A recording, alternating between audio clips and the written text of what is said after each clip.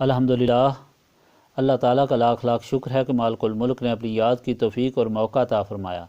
لاکھوں اور کروڑوں درود حضرت محمد مصطفیٰ صلی اللہ علیہ وآلہ وسلم پر، جن کے طفیل مالک الملک نے یہ مہربانی عطا فرمائی۔ سامعین کرام، اللہ تعالیٰ نے قرآن پاک میں ارشاد فرمایا، اعوذ باللہ من الشیطان الرجیم، بسم اللہ الرحمن الرحیم۔ اور حلال کر دیا اللہ تعالیٰ نے تمہارے لیے رمضان کی راتوں میں اپنی بیویوں کے ساتھ ملاقات کرنا، وہ تمہارے لیے لباس ہیں اور تم ان کے لباس ہو، اور اللہ تعالیٰ جانتا ہے کہ تم خیانت کرتے تھے۔ اللہ تعالیٰ نے تمہیں معاف فرما دیا اور درگزر فرمایا، اب تم ان سے میل ملاپ رکھو اور اللہ تعالیٰ سے وہ چاہو جو اس نے تمہارے لیے رکھا ہے۔ تم کھاؤ پیو یہاں تک کہ سیاہ ڈوری سفید میں تبدیل ہو جائے اور صبح ہو جائے، پھر شام تک اپنا روزہ پورا کرو، اور تم عورتوں کے ساتھ مت ملو جب تم مساجد میں اعتکاف میں ہو۔ یہ اللہ تعالیٰ کی حدود ہیں، ان کے نزدیک مت جانا۔ اللہ تعالیٰ لوگوں کے لیے اپنی نشانیاں اسی طرح بیان فرماتا ہے تاکہ وہ پرہیزگار بنیں۔ اگر ایک بات اچھے طریقے سے سمجھ لی جائے تو پھر مالک الملک کے سارے فرمان بہت آسانی سے سمجھ میں آ جاتے ہیں، اور وہ بات یہ ہے کہ اللہ تعالیٰ نے انسان کو اشرف المخلوقات بنایا اور ساری کائنات اس کے لیے بنائی۔ اگر غور سے دیکھا جائے تو سورج سے لے کر مٹی کے ایک ادنا ذرے تک دنیا کی ہر چیز اللہ تعالیٰ کی طرح میں ہمتاً مشغول اور مصروف ہے۔ اللہ تعالیٰ نے انسان کو اپنی یاد کے لیے بنایا ہے، اور یہی وجہ ہے کہ انسان کو اشرف المخلوقات کا تاج پہنایا۔ اب عبادت تو فرشتے انسان سے کئی گنا زیادہ کرتے ہیں، اور اتنی عبادت کرتے ہیں کہ انسان کے بس کی بات ہی نہیں۔ اسی لیے مالک الملک نے انسانوں کو فرشتوں پر بھی فضیلت عطا فرمانے کے لیے ان کے ساتھ دنیاوی ضروریات اور خواہشات کو بھی وابستہ کر دیا، تاکہ وہ ان ضروریات اور ان خواہشات کو دبا کر ان کے خلاف جہاد کر کے اپنے مالک کی محبت میں زندگی گزاریں، اور اس طرح وہ حقیقتاً اشرف المخلوقات بن جائیں۔ مالک الملک نے انسان کو صحیح اشرف المخلوقات بنانے اور ثابت کرنے کے لیے اس کی مدد فرمائی، تاکہ وہ شیطان اور نفس کے خلاف جہاد میں کامیاب ہو جائے، اور اس جہاد میں کامیابی کے لیے اللہ تعالیٰ نے انسان کی مدد کے لیے اپنے انبیاء اور اپنے کتب نازل فرمائیں، جنہیں کتب سماوی کہا جاتا ہے۔ کتب سماوی میں اللہ تعالیٰ نے تمام قوانین اور زندگی گزارنے کے طریقے بتائے کہ کس طرح انسان صحیح معنوں میں انسان بن سکتا ہے اور صحیح بندگی کی زندگی گزار سکتا ہے۔ اللہ تعالیٰ نے انبیاء کو وہ نور عطا فرمایا جس کی طاقت سے ہی انبیاء مخلوق خدا کے دلوں کو نفس اور شیطان کی وجہ سے جو سیاہی تھی اسے دور فرمایا اور اللہ تعالیٰ کا بندہ بنایا۔ ساری کتب سماوی کی جو تعلیم ہے وہ ساری کی ساری قرآن پاک میں رکھ دی گئی، اور یہ قرآن پاک جو اللہ تعالیٰ کی آخری کتاب ہے، اس کے ذریعے اللہ تعالیٰ کے آخری نبی حضرت محمد صلی اللہ علیہ وآلہ وسلم نے مخلوق خدا کو ہدایت دکھائی، پڑھائی، سکھائی اور سمجھائی، اور اس طرح اس نور نبوت سے اللہ تعالیٰ نے مخلوق خدا کو پاک کرنے کے لیے آپ صلی اللہ علیہ وآلہ وسلم کو عطا فرمایا تھا۔ ان کے سینوں کو بھی پاک فرمایا اور اپنے غلاموں کو پاک کر کے اللہ تعالیٰ کے صحیح پاک اور نیک بندے بنایا۔ قرآن پاک کی یہ تعلیم جس میں انسان کی زندگی سنوارنے کے لیے اللہ تعالیٰ کے قوانین ہیں، یہ قیامت تک کے لیے ہے، اس لیے کہ اس تعلیم کی ضرورت قیامت تک کی نسلوں کے لیے ضروری ہے۔ اس لیے اس کا پڑھنا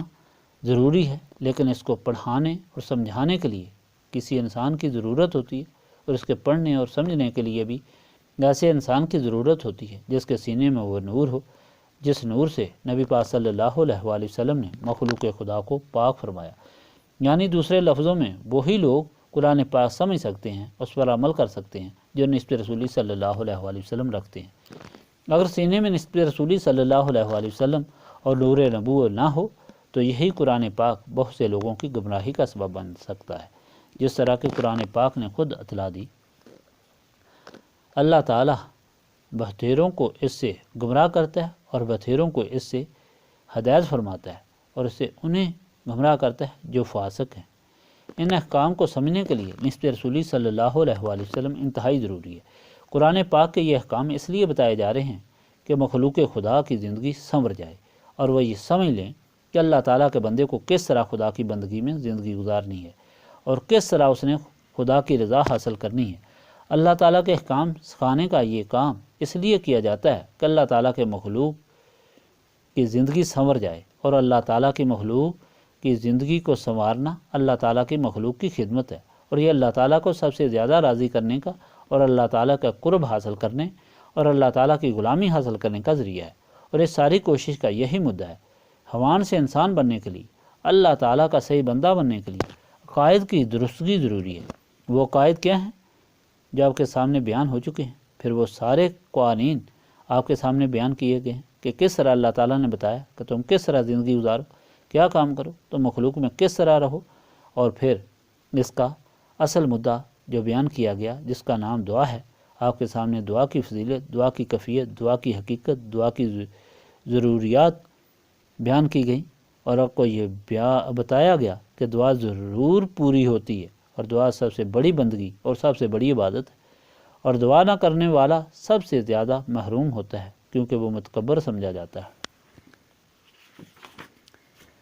حدیث پاک میں ہے، جس کو دعا کی توفیق ملی اس کے لیے رحمت کا دروازہ کھل گیا۔ نبی پاک صلی اللہ علیہ وآلہ وسلم نے فرمایا،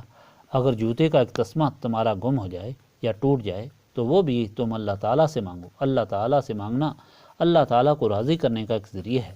اللہ تعالیٰ سے دعا کرنا اپنی عاجزی، اپنی بندگی، اپنی مخلصی اور اللہ تعالیٰ کی شان لطف و عطا کا اظہار ہے۔ اب آپ کے سامنے جو اللہ تعالیٰ کا ارشاد پاک بیان کیا گیا ہے، یہ بھی پہلے والے ارشاد پاک کی تشریح اور تفصیل ہے کہ زندگی کس طرح گزارنی ہے۔ میں نے آپ کو یہ بتایا تھا کہ اللہ تعالیٰ کے ہاں بندے کے اعمال میں سے سب سے زیادہ محبوب عمل روزہ کا ہے، اور اسی کے لیے اللہ تعالیٰ نے فرمایا کہ روزہ میرے لیے ہے اور روزے کا اجر میں ہی لوں گا۔ اب اس کی زیادہ وضاحت کر کے اللہ تعالیٰ نے ارشاد فرمایا کہ روزہ رکھنے والے لوگ جو ہیں وہ کسی غلط فہمی میں گرفتار نہ ہو جائیں کہ روزے صرف ہم ہی پر فرض کیے گئے ہیں۔ اللہ تعالیٰ نے فرمایا کہ روزہ پہلی امتوں پر بھی فرض تھا۔ پہلی امتوں کا روزہ ایک شام سے دوسری شام تک ہوتا تھا، اور روزہ رکھنے کے بعد اگر کسی کی آنکھ لگ جاتی تو بیدار ہونے پر اس پر کھانے پینے کی چیزیں حرام ہو جاتی تھیں۔ اسے روزہ افطار کرنے کے لیے اگلی شام کا انتظار کرنا پڑتا تھا۔ مسلمانوں پر جب روزے فرض کیے گئے تو ان کا دورانیہ سحری سے غروب آفتاب تک ہوتا تھا، لیکن اگر افطاری کے وقت کسی کی آنکھ لگ جاتی تھی تو آنکھ کھلنے پر اگلی سحری تک اس پر کھانے پینے کی چیزیں حرام ہو جاتی تھیں۔ اس طرح رات کو بیوی سے مباشرت بھی ممنوع تھی۔ اس سے نبی پاک صلی اللہ علیہ وآلہ وسلم کے غلاموں کو دشواریاں پیش آتی تھیں۔ اللہ تعالیٰ مخلوق کے لیے آسانیاں چاہتا ہے، دشواریاں نہیں چاہتا۔ ایک مرتبہ ایک صحابی حضرت سراقہ بن قیس انصاری جو اپنی بسر اوقات محنت اور مزدوری پر کرتے تھے، ایک دفعہ محنت کر کے تکلیف اٹھا کر گھر پہنچے تو روزہ کھولنے کا وقت آیا۔ روزہ کھولا اور بیوی سے کھانا مانگا۔ وہ کھانا لانے کے لیے گئی،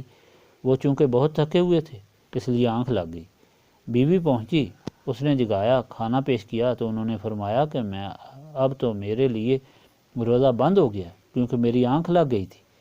دوسرے دن محنت کے لیے پھر گئے، چونکہ بہت کمزوری تھی اس لیے وہ محنت کرتے کرتے بے ہوش ہو گئے، تو اللہ تعالیٰ سے اپنے بندے کی تکلیف برداشت نہ ہوئی، اور اس وقت یہ فرما دیا کہ اب رات کو تمہارے لیے چھٹی ہے، جو مرضی کھاؤ، جو مرضی پیو، وہ سارے کام جو دنیاوی ہیں اور روزے کی وجہ سے دن میں تمہارے لیے بند ہیں، ان سب کی رات کو تمہیں اجازت ہے، اور سحری تک اس وقت تک کھا سکتے ہو جب سفید ڈورے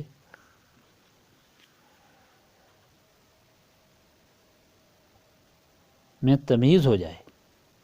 جب یہ حکم ہوا تو حضرت عدی بن حاتم نے ڈورے یعنی 2 دھاگے، ایک کالا اور ایک سفید، اپنے سرہانے رکھ لیا کہ میں اس وقت روزہ بند کر دوں گا جب ان میں فرق معلوم ہوگا۔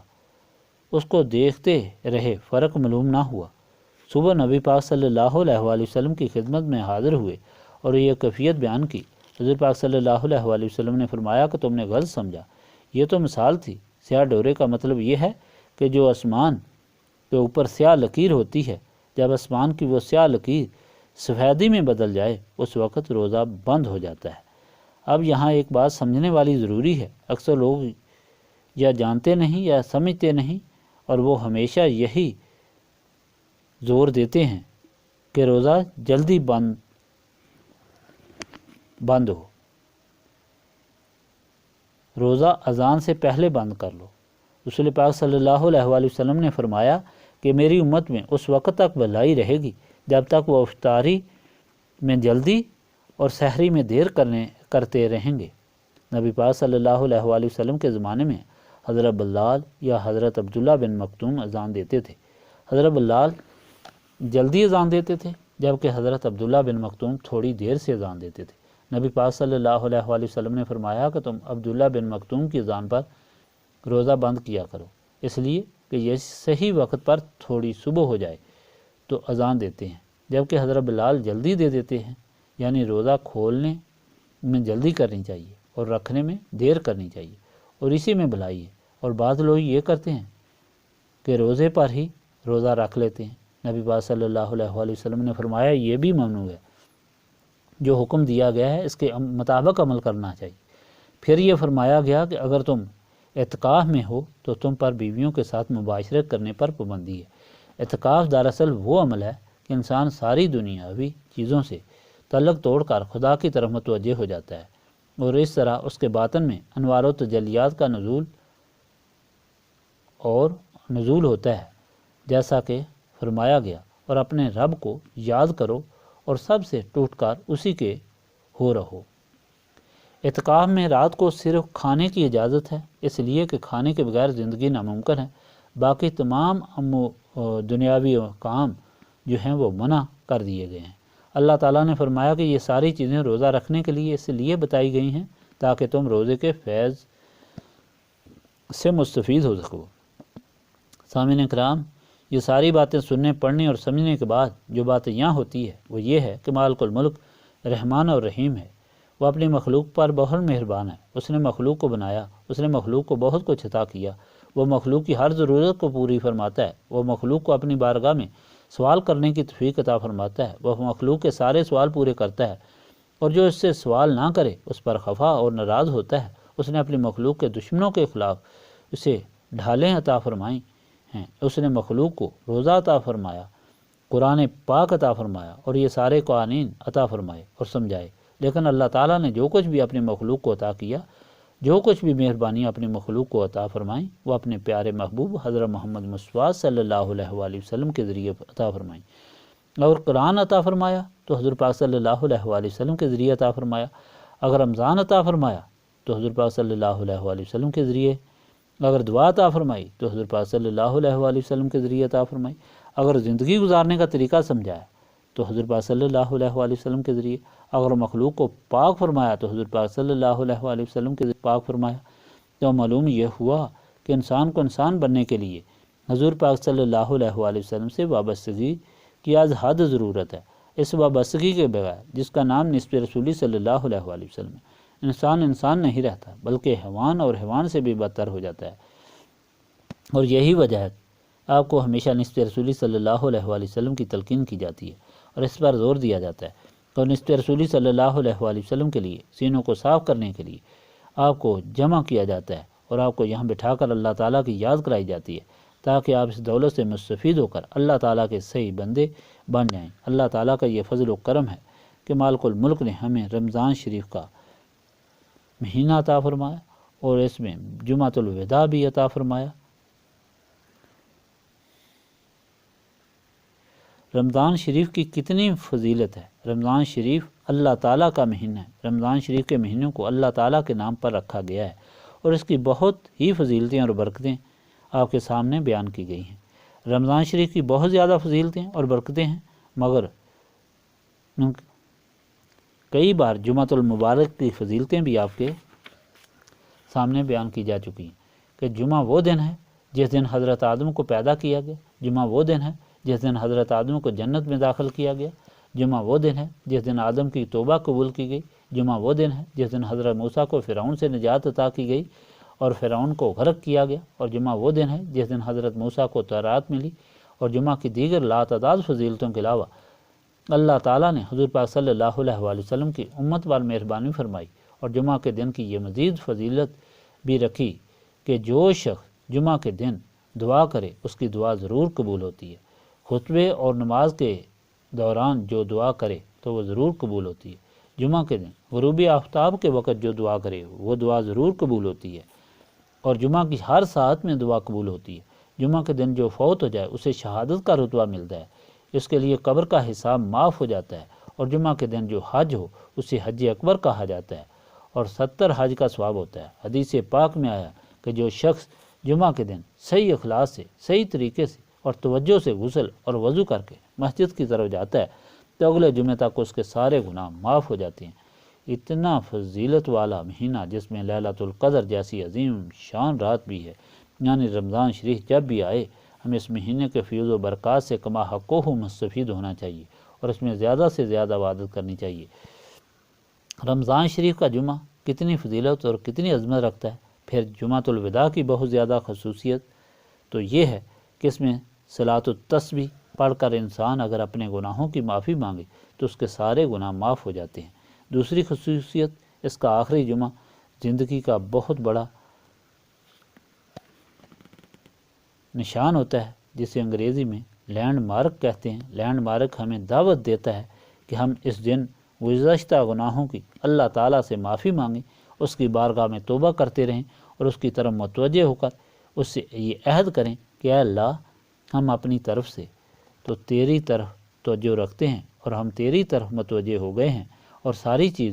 چیزوں سے منہ موڑ کر، ساری دنیا سے منہ موڑ کر ہم نے تیری طرف منہ کر لیا ہے، لیکن تو ہم کو توفیق دینے والا ہے، ہمیں اپنے راستے پر قائم رکھ، ہم پہ اپنی مہربانیاں بھی قائم رکھ، ہمیں اپنا صحیح بندہ اور صحیح غلام بنا کر رکھ، شیطان اور نفس سے بچا کر رکھ۔ ہم جو تیری طرف متوجہ ہوئے ہیں تیرے فضل و کرم اور تیری مہربانی سے ہوئے ہیں، ہم میں یہ بھی طاقت نہیں تھی کہ ہم اس طرح متوجہ ہو سکتے یا تیری محبت کا خیال رکھ سکتے، بلکہ یہ تیری عطا ہے کہ تو نے ہمارے دل و دماغ میں اپنی محبت ڈالی، تو نے ہمیں اپنی طرف متوجہ کیا، تو نے ہمیں توبہ کی توفیق عطا فرمائی۔ اب توبہ قبول کرنا اور توبہ پر قائم رکھنا تیرا کام ہے۔ تو نے وعدہ کیا ہے کہ دعا کرو میں دعا قبول کروں گا، اس لیے یا رب العالمین اب تو اس دعا کو قبول کر اس لیے یا رب العالمین اب تو اس دعا کو قبول کرنے والا ہے۔ آج کے دن، جمعہ کے دن سے تو ہماری زندگیوں کو اپنی بندگی، اپنی غلامی میں رکھ، اور ہماری جو بقیہ زندگی ہے اسے بھی ہمیشہ ہمیشہ کے لیے اپنی بندگی اور غلامی میں گزارنے کی توفیق عطا فرما۔ ہمیں ہمیشہ شیطان اور نفس سے بچا، اور اسی دعا اور اسی التجا